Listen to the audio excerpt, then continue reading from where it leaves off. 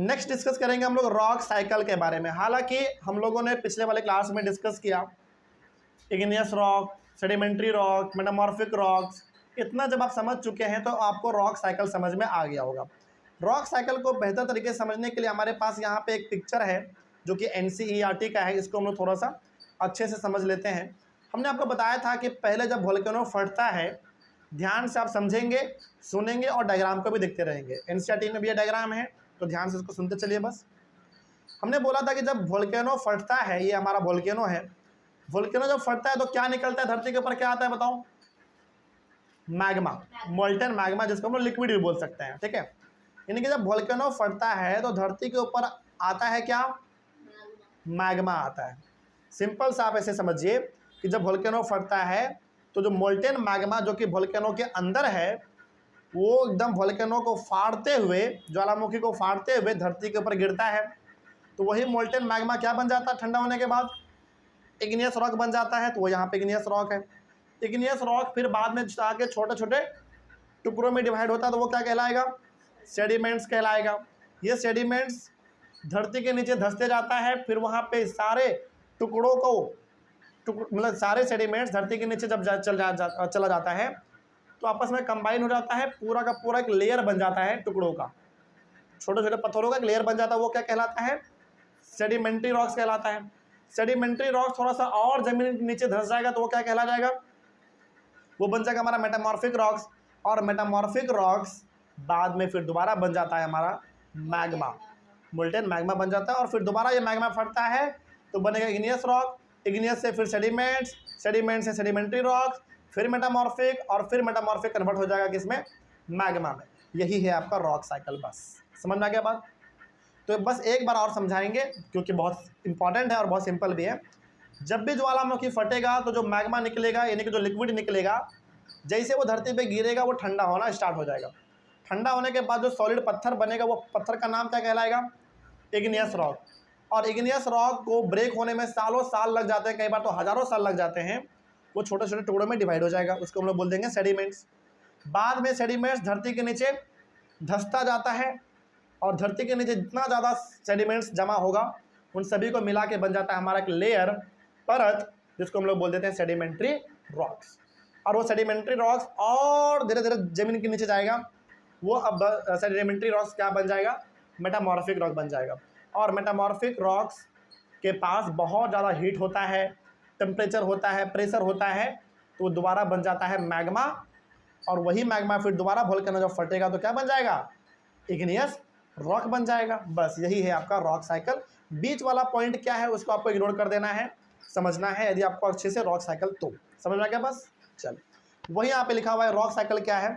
The process of transformation of the rock from one to another is known as rock cycle. मतलब कि जब आप एक rock को दूसरे प्रकार के रॉक में कन्वर्ट कर देते हैं, ये पूरा का पूरा जो प्रोसेस है, पूरा का पूरा जो साइकिल है, इग्नियस से सेडिमेंट्री, सेडिमेंट्री से मेटामॉर्फिक, फिर मेटामॉर्फिक से मैग्मा, मैग्मा से फिर इग्नियस, फिर सेडिमेंट्री, मेटामॉर्फिक, ये पूरा का जो पूरा ट्रांसफॉर्मेशन, जो पूरा प्रोसेस है, इसी को हम लोग कहते हैं रॉक साइकिल। क्या बोलेंगे? Rock cycle. अगला, when the molten magma cools it solidifies to become igneous rock. वही बात है जो हमने बोला आपको कि जब मैग्मा एक बार धरती पे गिरेगा और वो ठंडा हो जाएगा तो क्या बन जाएगा? इग्नियस रॉक बन जाएगा। अगला है, these igneous rocks are broken down into small particles that are transported and deposited to form sedimentary rocks. फिर वो जो इग्नियस रॉक है वो छोटे छोटे टुकड़ों में डिवाइड हो जाता है, और वो छोटे छोटे टुकड़े जब धरती के नीचे जाते हैं तो सारे टुकड़े एक जगह पे इकट्ठा हो जाते हैं, और वो क्या कहला जाता है? सेडिमेंट्री रॉक्स कहला जाता है। क्या कोई दिक्कत इसमें? सिंपल। तो पहला ज्वालामुखी फटा, मैग्मा गिरा कहाँ पे? धरती के ऊपर गिरा, ठंडा हुआ, बन गया हमारा इग्नियस रॉक। इग्नियस रॉक धीरे धीरे ब्रेक होता चला गया, वो कहला गया हमारा सेडिमेंट्स। सेडिमेंट्स सारे एक जगह पे इकट्ठा हुए धरती के नीचे, वो हमारा कहला गया सेडिमेंट्री रॉक्स। सिंपल है, इतना ही सिंपल है। अगला, when the igneous and sedimentary rocks are subjected to heat and pressure they change into metamorphic rocks. मतलब कि जो आपका सेडिमेंट्री रॉक्स बनकर तैयार हुआ है धरती के नीचे, उसको जब हीट और प्रेशर बहुत ज़्यादा मिल जाता है ज़मीन के नीचे, तो वही सेडिमेंट्री रॉक्स आपका क्या बन जाता है, मेटामॉर्फिक रॉक्स बन जाता है। और फिर बाद में उस मेटामॉर्फिक रॉक्स को और हीट और प्रेशर और टेम्परेचर मिलता है, तो वो दोबारा बन जाता है आपका मैग्मा। क्या बनेगा, मैग्मा, यानी कि लिक्विड बन जाएगा। और फिर जब ज्वालामुखी फटेगा तो वही मैग्मा दोबारा आपका इग्नियस रॉक बन जाएगा। ठीक है, इस तरीके से पूरा का पूरा हमारा रॉक साइकिल चलता रहता है।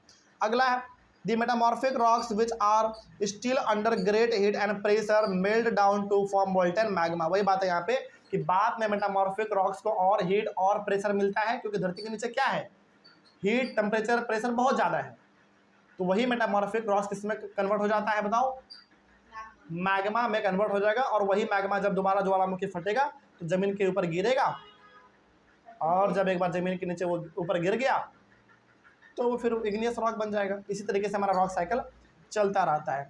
अगला है this molten magma again can cool down and solidifies into igneous rock. तो जब एक बार मैग्मा धरती के ऊपर गिरेगा, ठंडा होगा, तो वो दोबारा बन जाएगा इग्नियस रॉक। सिंपल है। तो अब आपने रॉक साइकिल में कुछ इंपॉर्टेंट पॉइंट को भी पढ़ लिया, आपने डायग्राम को भी देख लिया, पूरा समझ में आ गया होगा। कोई दिक्कत अब इसमें किसी को भी? सिंपल से समझना है, मैग्मा मतलब ज्वालामुखी फटेगा तो मैग्मा गिरेगा कहाँ पे, मैग्मा मतलब लिक्विड, सिंपल सा। वो लिक्विड होता कैसा है, बहुत लाल होता है, बहुत हीट होता है। वो मैग्मा गिरेगा धरती के ऊपर, वो मैग्मा ठंडा होगा तो बनेगा हमारा इग्नियस रॉक। इग्नियस रॉक छोटे छोटे टुकड़ों में डिवाइड हो जाएगा, बन जाएगा हमारा सेडिमेंट्स। सेडिमेंट्स आपस में जुड़ जाएगा धरती के नीचे, बन जाएगा हमारा सेडिमेंट्री रॉक्स। सेडिमेंट्री रॉक्स क्या बन जाएगा फिर बाद में, मेटामॉर्फिक रॉक्स। मेटामॉर्फिक रॉक्स को और हीट, टेम्परेचर, प्रेशर वगैरह मिलेगा, वो क्या बन जाएगा, मैग्मा। फिर वो मैग्मा धरती के ऊपर गिरेगा, इग्नियस रॉक बन जाएगा, फिर सेडिमेंट, सेडिमेंट्री, मेटामॉर्फिक, ऐसा ही हमारा चलता रहता है। This is known as rock cycle. तो जब एग्जाम में आए तो ये डायग्राम आप बना दीजिएगा, बहुत अच्छा नंबर मिल जाएगा। पॉइंट समझ में आ गया? चलिए अगला है हमारा मिनरल्स। तो इस डायग्राम को हटा दिया जाए, अब इसका काम नहीं है। आइए अब समझेंगे हम लोग मिनरल्स के बारे में, क्योंकि हमारा मेन टॉपिक क्या था, रॉक्स एंड मिनरल्स। तो रॉक्स यहीं पे आपका पूरा कंप्लीट हुआ, जिसमें आपने 3 प्रकार के रॉक्स के बारे में पढ़ा। पहला इग्नियस रॉक, दूसरा सेडिमेंट्री रॉक, तीसरा मेटामॉर्फिक रॉक्स। उसके बाद आपने पढ़ा रॉक साइकिल के बारे में, यानी कि रॉक का पूरा टॉपिक कंप्लीट।